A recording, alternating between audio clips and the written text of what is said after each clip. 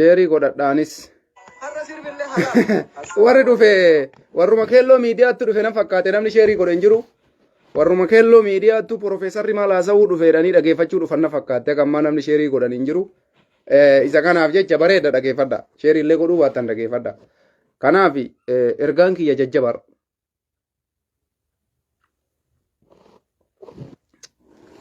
Dhugaa an namoota tokko tokko gorsaa turee dadhabe. Lakki Ahmad dhugaan dubbatini. Oromotu addaan qoodama. Dubbii gandummaati. Gandummaa wayituu hin jirtu qabsoo Oromoo keessa. Gandummaan takka hin jirtu abadan. Namni maqaa qabsoo Oromoo kanaan shira xaxaa jiru san balleessaa osoo jiru itti dhiifte taanaan bilisummaan takka hin dhuftu abadan. Garuu gaafni ati dubbattu kamii gaafa kamii beektaa? Gaafa nama sanii walitti aartee yookaan fuula itti guurte qofa irraa dubbachuuf qophooftee teette jechuudha. Gidduu kana duula nu godhaa turre namoonni hedduun nurra qabsaa turan. Nuti garuu kottee teenna tana yeroo isiin guddattuun cirannaami agasitti hin likkine. Wallaahi labbii kiyya kakadhee. Nam tokko haga kottee qeensa kutannu kana bakka hin kennineef. Gandummaa jedhanii maal jedhanii matamaan lafa dhaabadhaa deema inni. Mataan lafa dhaabadhaa yoo mataan miila ta'ee isiniin deemuu danda'e akkasitti deema inni. Hin jiru wanni gandummaa jedhu. Dhuguma qabannee deemna nu dhugarraan sochoonu. Bakka rakkoon jiru rakkoon bakka kanan jira. Bakka badiin jiru badiin bakka kanan jira. Sirraa'uu qaba.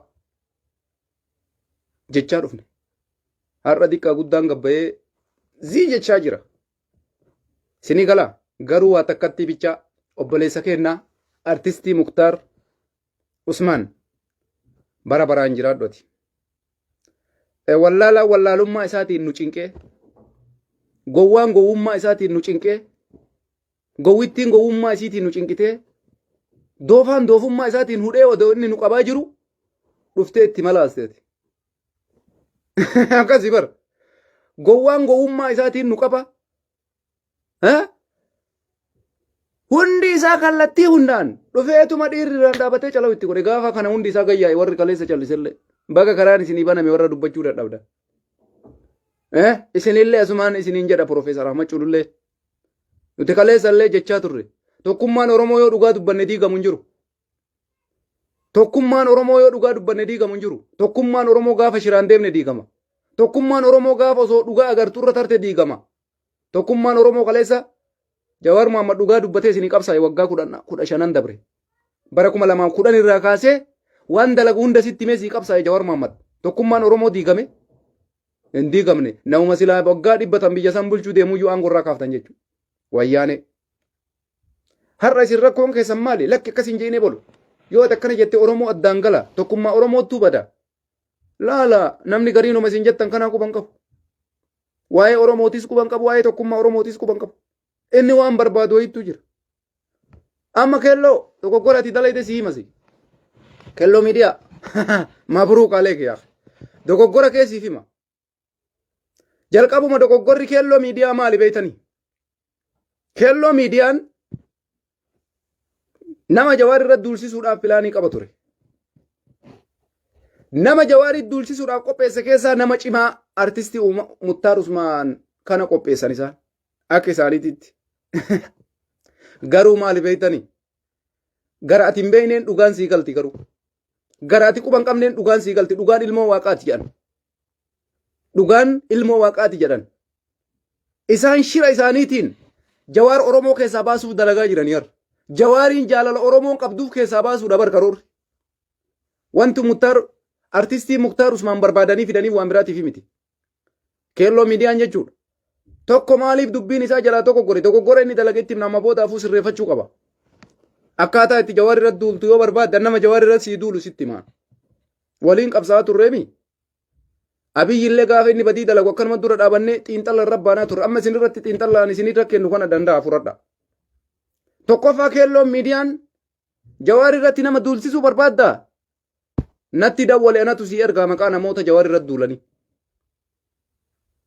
Tokkoffaa artistiin isin intarvii gootan kuni artistii qulqulluudha. Oromoodhaaf qabsaaya. Qabsaaya Oromoo kamiifuu bakka qaba. Gama goree gama tokkotti utaaluu hin barbaadu. Tokkoffaa dogoggorri keessan kana osoo itti yaadin Muktaar qabattanii dhuftan takka jedha. Takka jettanii. Lammaffarratti namni Jawaar Mohaammed irratti duulu nama dubartii Tigree wajjin iskittaa bu'e qofa. Kana bakka feete seeni ragaa namni dubartii Tigraay waliin iskittaa bu'e. Namni Tigraay waliin iskittaa dha'e. Namni Tigraay waliin caffare tokkochi saalaaf Oromoo keessa dhaabachuu hin danda'u booda. Isaan akkasii sawwaamaa Jawaar irratti duulchisa. Isaan dhukkeerraa kaasan Jawaariin. Bakka nama Jawaariin duulu barbaannaan bakka warruma shamarran Tigraay wajjin dhiichise bichaa barbaadadha. Nama biraa tokkocha argachuudhaaf hin teessan. Lammaffaallee isinitti hima. Amma booda akka isiniin dogoggorreefi beeka. Nuti waa hundaa isin dura finnee lafaa qabna. Namni Jawaar irratti duulu eenyu? Maaliif duula? Isaan kana yoo barbaadan maqaa isinii ergina jechuu kiyya. Sadaffaa siifi mammas keelloo. Warri akka keelloollee nama Jawaar arrabsu. Barbaadaniimi? Warra hagar'aatitti mallayni TPLF yookaan birriin Tigraay kiisii isaan seeniintu jira. Isaan akkanaa kun Jawaaritti hin duulan. Namoonni akka nuyi Oromummaa isaaniitiif qabsaayan. Kasaba isaaniitiif quuqaman. Kaleessa wayyaanee simin deessenaan jechaa turanan. Taantibii takka irraa argadheen beekwan. Jabaa Oromoo hayyuu Oromoo ajjeefamu. Oromoo ajjeefamtuuf sagalee taa ture kaleessallee. Dhugarraa hin dabne har'as bakkuma san jiraan. Garuu saantibii takka isaan irraan arganne.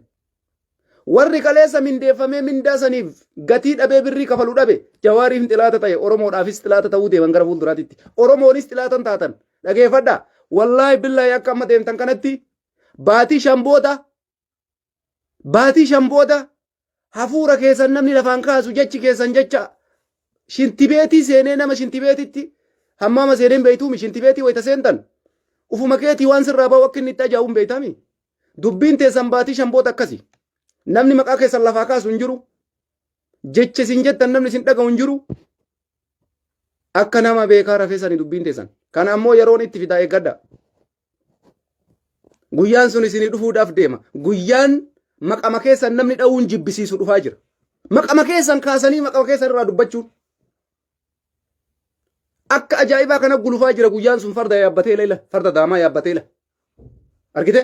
Farda daamaa yaabbatee sinjaa. Qabadhu jecha kana laa. Baatii shanbooda har'arraa kaasa. Yoo isin akka wayita hammaama seentanii ufuma keetii wayita waasirraa baya nagnis ajaa'uun beeytami. Wallaahi dubbiin teessan baatii shanbooda akkasi. Saffaa Oromoolee dhaabachuu hin dandeessan. Oromoo takkas walii qabuu hin dandeessan. Nama tokkos waamtanii nama tokkos argachuu hin dandeessan. Kana qabadhaa. Kana qabadhaa deema. Sini galee duula godhuu barbaaddanii? Tayyib. Duulli keessan nu Oromoo diiguu hin danda'u. Sini galee jiran. Qabsaayaa Oromoo namni ta'e qabsoo Oromoo irraa maqu. Waan namni tokko hin jedhin lafaa fuudhee nama san Oromoo jibbisiisuudhaaf jecha sabboona Oromootitti hin fayyadamu. Isinii qalaa dubbiin kun Jawaar Oromoo jibbisiisuudhaaf jecha waan Jawaariin jedhin hayyuu Oromoon jaalatu artiistii Oromoon jaalatu yookaan nama cimaa Oromoon jaalatu tokko fiddee jecha Jawaariin jedhi yoo jechisiifte namni sunii fi atis nama shiraa taatan hayyuu fedhe haa ta'u. Innis maqama keetiin galma yaachi booda waluma qabattaniitumaan manuma keessatti hamattuu na hamattu akkuma Muttaar jedhe san hama keessan qofa ooftan malee Oromoo keessa dhaabachuu hin dandeessan. Hayyuma feete ta'etillee na dhagaye hayyuu. Profeesara injiinaroota na dhagaa. Waan Jawaar jedhe dubbadha. Jecha isaa bira tarina. Waan inni hin jedhina. Isin hin baaftu dubbiin. Isin miiti. Matama keessanuu isin miiti. Amma keelloon miidiyaan hin kaase ka. Laayibii waraabanii kaasuun maaliif barbaachise? Jaalattanii gootan. Isin garuu wanti kun sadarkaa kanatti gurbaan onnee isaa keessa quban qabdan isin. Qabsaayaa dhugaati Oromoo qulqulluu makaa takka hin qabu Muttaar Usmaan. Jabaa Oromoo tokkotti hamtuu yaadu. Jabaa Oromoo tokkos dadhabsiisuudhaaf hin dalagu. Qabsoon isaa qabsoo hidhannootis yoo amane jabaa Oromoo irratti abadan akka keessaa kana onnee isaa keessaan fuutan.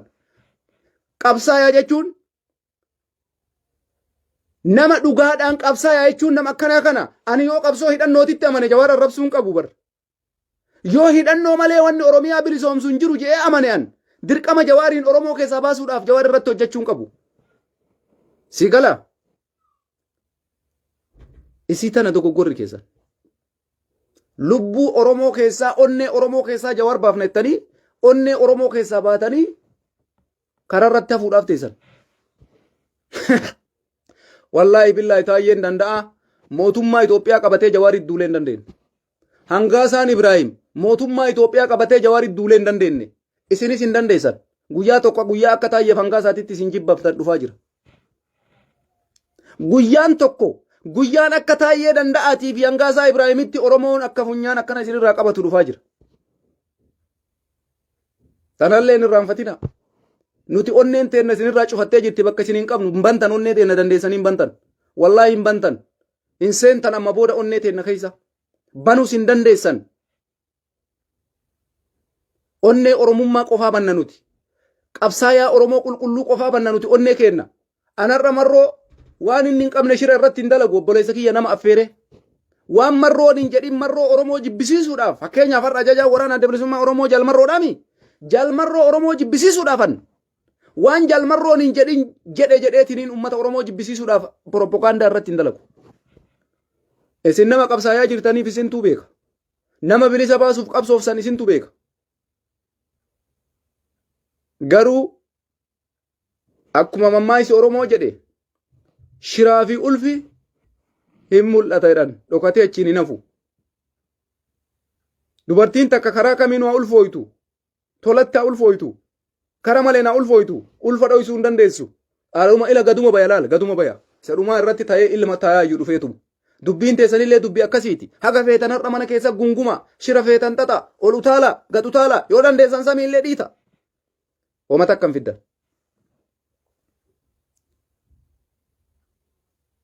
Nuti sabboonummaatti amanna. Onneen teenna sabboontudha. Nama Oromoof qabsaa'u. Dhugaadhaan Oromoof qulqulluuf qabsaa'u hin beeyne har'allee. Nama aangoodhaaf qabsaa'u hin beeyne. Aangoodhaaf warri qabsooftan Oromoo keessa qabsaayaa gosa 4-5tu jira bar. Qabsaayaan tokko ka beekamtiidhaaf qabsaa'u jira. Qabsaayaan tokko ka aangoodhaaf qabsaa'u jira. Qabsaayaan tokko ka birrii isaatiif qabsaa'u jira. Waa'ee Oromoo keessaan qabu beeka isaan kun. Beekamtii argachuu miidiyaa irratti lammaffaa damoosa barbaada sadaffaa aangoo barbaada. Waa'ee Oromoof keessaan qabu dubbiin isaa tanuma. Namni waa'ee Oromootiif qabsaa'u isinitti hima dhaga'an onnee qulqulluun isin yaasaa. Oromoo bilisa baasuu barbaadda. Okay. Oromoo bilisa baasuu barbaadnaan akkamitti qabsoofta? Nama fedhe qawwee qabatee dhagaa qabatee harka qullaa dhaabbatee haga inni jabaa Oromootitti hin duulletti haga inni hayyuu Oromoon diqqeessinetti haga inni Oromoo irratti shiran xannetti namni suni qabsaayaa keeti gara kamiinuu bira dhaabbachuu irra jira. Jabaa Oromoo kamuu jechuu qawwee ka harka qabus ka garaa nagaatiin qabsaa'us ka waan kam keessaayyuu jiru jechuudha. Laakiin ammoo Oromoo bilisa baasa jettee amma waan akkasinitti himaan yaa warra keellootii fi warra akka keelloo yaadni keessan akka keelloo fakkaatu. Ani waan akkasinii kaya namichi amma kaleessa Muktaariin intarvii godhe suni umriin isaa eegee waan Jawaar amma booda dalagu arguu nama danda'u natti hin fakkaatu. Jaarsi kaleessa intarvii Muktaariin godhe sun jechuudha. Annama kana hin beeku maal akka inni ta'e maalummaa isaatu hin beekan osoo qoratanii garamirraa akka dhufe eessaa akka dhufeeyyuu maalummaan isaatu nama dhiba nama akkanaa kana Oromoo ta'uu isaatuyyuu hin beekamu jechuudha. Isaan akkanaa kanneen gaafii akkanaa nama gaafatan kun jechuudha. Laakiin namichi kun akkuma amma jedhu kanatti shira xaxaa osoo ture umriin isaa waan yaadu san hin argatu osoo umriin isaa achi hin gahin karaarraa godha namichi sun. Dulloomeetuma ofumaanuyyuu karaarraa godha jechuudha. Tokko isinitti balala. Jawaariin Oromoo keessaa baasuu barbaaddanii Oromoo jibbisiisu karoorre keessan akkasiimi waggaa 30 isin gaafata. Salaasiin sana, talaatiin sana, talaatiin sana. Waggaa 30 yoo qabsooftan jechuudha. Waggaa 30 laa isin amma baatii takkaaf lamatti Jawaariin onnee Oromoo keessaa baafnettanii ufii keessanii onnee Oromoo keessaa bahuu deemtan. Namni osoo isin itti lallabdan isin jalaa uwwaatu hin jiru yeroo muraasa booda quba qabaadha. Takka jedha. Lammaffarratti akkuma itti amma yaaddan kanatti namoota muraasa tokko tokko ka uf hin beekne gowwicha wallaalaa wallaalticha ka akka amma Suudii keessatti shugguxii bittanii fi Abu Musabii naannessuu kana fakkeenya hoolaan kun amma hoolaan keennuma kun hoolaa keenna kana nutu akka itti sirreessu beeka hoolaa isiin keessa teennuma taa hoolama teennaatti shugguxii bittanii harka keettanii nama keenna ergitan tanni hoolaa akkanaa tana ummatuma keenna sirreessuu qaba jechuudha isiin akkanaatu hoolaadha Hoolaa gara jalqaba uummata keenyaan balleessanii achi booda deebisanii balleessan jechuudha. Bar kun amma umrii hin qabu bara. Warri amma akka fatii shugguxii bitanii harka kaayan kuni talaalaakiidha kun baandaa. Amma inni maal godha dhaqee ustaaza yoo danda'e tarkaanfii irratti hin fudhata. Achi booda gaafa fatiin achi deebisallee tarkaanfii irra fudhatan jechuudha. Akkanuma dubbiin dhumatte gantuu yoomuu hin jiraattu bakka kamittuu. Sinii gala gantuun umrii hin qabdu bara. Basaastuu iyyuu allaa lubbuu hin qabdu dhugaa sitti ba'a. Fatiin har'a ustaaza yoo godhe borumtumaa nama fatii ergesantu fatii ajjeesa jechuudha. Siyaasa keessatti akkana deema dubbiin. Amma fatiin baandaa talaalaakiidha. Biyya biraa ta'anii biyya biraatitti erganii jabaa Oromootitti ergan. Ufii inni kenna beeka. Hoolaadha bara. Hoolaa akkanaa tanatu nauma kenna irratti deema. Isii akkanaa tana ammoo hin sirreeffanna yoo dandeenye. Yoo dadhabne ammoo falma itti barbaanna rakkoon qabdu. Isaan akkanaa kanatu jira jechuu kiyya as keessa. Hoolaa. Hooleeyyii akkanaa tanniin sarara akkanaa kana garuu baramma bara ila waa takka itti himaan. Amma hoolaan isin shugguxii bittanii harka keettanii ergitan tuni. Lubbuu fiitii jalqaba itti yaadne beeka. Nama san balleessuu deemti booddee namni na erge kuna namaan na godha jedhee asabeen beeku. Nama balleessuu deema beeki. Booddee ammoo namichi erge kun akka misxirri kun hin baane isallee karaa qabaa jechuudha. Kuni siyaasa yoo hin beekne isin barsiifna.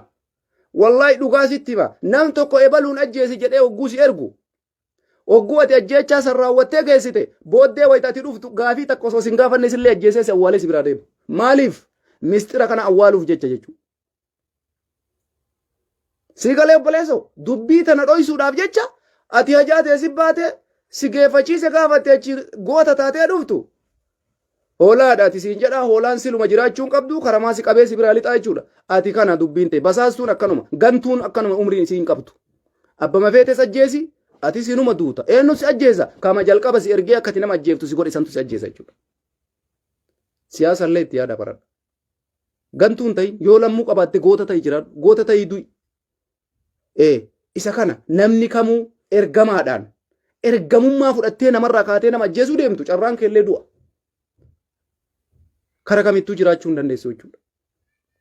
Isa kana liqimsaa fudhadha. Isin amma warri Jawaariin Oromoo jibbisiisuu deemtan Profeesarris Injiinarris warroonni miidiyaa garaagaraa qabdanis waggaa 30 qopheeffadha. Isinii himaanama. Waggaa 30 takka yaalame. Mee akkuma amma walitti dhiifne kanattuyyuu yaalaa isinis. Bilisummaa jettan sun hin dhuftu san isinitti himaan waa'een bilisummaa dhiisa. Jawaariin onne Oromoo keessaa baasuudhaaf amanni 30 isin hin ga'u. Amma umriin kee waggaa 30 gaya obboleessi keenna ka amma kaleessa intarvii Muktaariin godhe suni waggaa 30 gaya umriin isa hin ga'u waggaa 30. Kana booda waggaa 30 ta'uu dandeessa hin dandeessu. Akkasi Jawaariin jaalala isaa Oromoo keessaa baasuu hin dandeessan umrii keessan guutuu osoo qabsooftani. Maaliif hojiidhaan fudhate? Akka keessan shira xaxeen fudhanne Jawaar jaalala Oromoo. Akka keessan miidiyaa irratti nama affeeree nama san arrabsuudhaan hin fudhanne Jawaar jaalala Oromoo. Jecha takkatti dubbitee Tigraay surree fincooysisee jecha takkatti dubbatee Amaaratti surree fincooysisee dhiirummaa Oromoo irraa fudhate. Gootummaa Oromoo irraa fudhate. Jegnummaa Oromoo irraa fudhate. Hojiidhaan fudhadhu. Hojiin ati ammoo Jawaar irratti himi gootummaa argisiisuu qabdan. Jegnummaallee Jawaar irratti himi argisiisuu qabdan. Achi garagalaa xilaanni keessan Jawaarii miti. Jawaar kara kamiinuu isin hin miidhu. Isin fayyada malee. Wajji osoo hojjettaniillee bakka silaa isin hin eegamnetti ol isin fuudha. Sadarkaa keessan karra gadi bu'ee dhoqqee keessa gangalachaa jirtan kana namatti isin likkeessa Jawaar. Sadarkaa namaa irraan si gaya. Nama si godha. Silaa kana fayyadamuu qabdan ture. Isin garuu dhoqqeetti gangalachaa jirtan dhoqqeetti deebuu deemtan jechuudha. Isin galee Jawaariin Oromoo keessaa baafnettaniin xaarina. Dogoggora ammoo ufii keessanii ummata Oromoo keessaa baatanii isiniin jedhala. Warri miidiyaa garaagaraatiin waan akkasii qopheeffatan. Tokkoffaa rakkina keessanii hin beeyna gadi fageenyaan beeku. Mindaa isinii kafalame. Mindaan isinii kafalame sun mallaqa isaan guutuu deebisuu hin dandeessanii. Idaa kanaaf jecha dirqama Jawaar irratti duuluudha isin hojiin keessa. Jawaarii wajji yoo dhaabattan ammoo warri kaleessa isin mindeesse waan Jawaar godhaa jiru kanan fedhu. Tokkoffaa Jawaar akka isaan barbaadanitti isaanii dubbachuu dide. Fakkeenya Tigraay fudhadha. Amma hayyoonni keenya gariin waan Tigraay poosti godhu sheerii godha. Ana jala maaf sheeriin goone waan an poosti godhu. Ka Geetaachoo Raddaati moo kiyyatu caala gaarii an Oromoodha bar. Geetaachoo Raddaa bilisa si baasa sitti hin fakkaatin. Dabritsoon illee bilisa si hin baasu. Ufin gowwoomsinaa dhiisan dura. Isa kanallee dogoggora kanallee keessa hin jiru. Kaleessa goone waan gooneef qabna. Har'a ammoo bakka kaleessa hin jirru. waan arganne waliin fayyadamaa ijoollee bosona jiranii fi karaa nagaatiin qabsaa'u tokko goonee itti deemna jedheetiniin namni kanarratti dalaguu qaba malee nama kana Oromoo jibbisiisuu qabna jettee dalaguun maaliif si barbaachise? Akkuma isiniin jenne dubbiin waggaa 30 isiniif fudhata. Waggaa 30 karuma kamiinuu jechuudha. Hin dandeessan bilaashum namni isin dhaga'u hin jiru.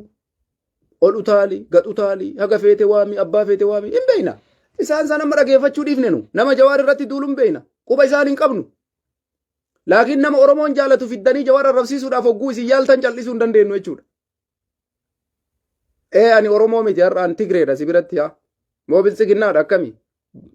Barii Yusuf maalinni ani Oromoo miti gaafa isin Jawaar irratti shira dalaydan Jawaarin Oromoo jibbisiisuu deemtan kadhan godhina yoo jedhe Oromoo miti ansaa ati Oromoo kara gaabara maqabsoon isaanii kanuma agarte kaleessa qabsaa yaan akkanaan jiru isaan biratti yaa salaam wobbo foksinaan jedhan kaleessa har'a hoo maaliif Jawaarii isaan jibban kanaaf dhaabbattaadha amma dubbiin amma ani maal ta'e Oromoo miti amma akka Ahmad Oromoo miti ani Oromoo miti kaleessa na faarsaan turre kaleessa jegnaa koo jechaan turre hojiin keessan kanuma dirqama waan isin barbaadan qofa dalaguun qabu namni dogoggorri bakka jirutti dogoggora jechuun barbaachisaadha bakka dhugaan jirtutti dhugaa jechuun barbaachisaadha isa kana ani Ahmadi maqaa kiyya barbaadani Ahmad Culullee Baalee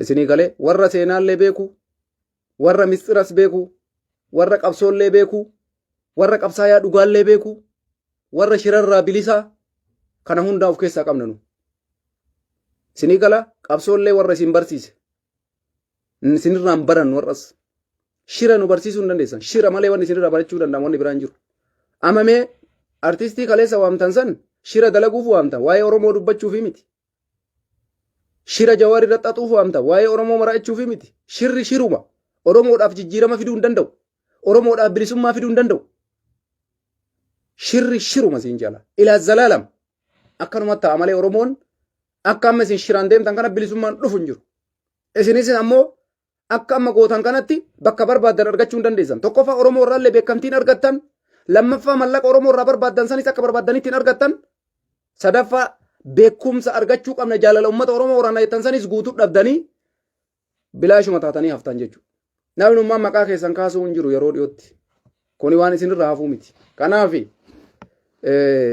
nama Jawaar arrabsu isinuyyuu hin beeytan keelloon bareechitanii beeytan isaanumatti fayyadama dogoggortanii artistii akka Muttaar Usmaan kana affeeruun keessan waan isin garaa keessa qabattanii teettan waan namoonni baay'een gadi bayee ilma gandaa isin gandummaan deemtanii jechaa warri bayyarra afaan qabatee jechuudha.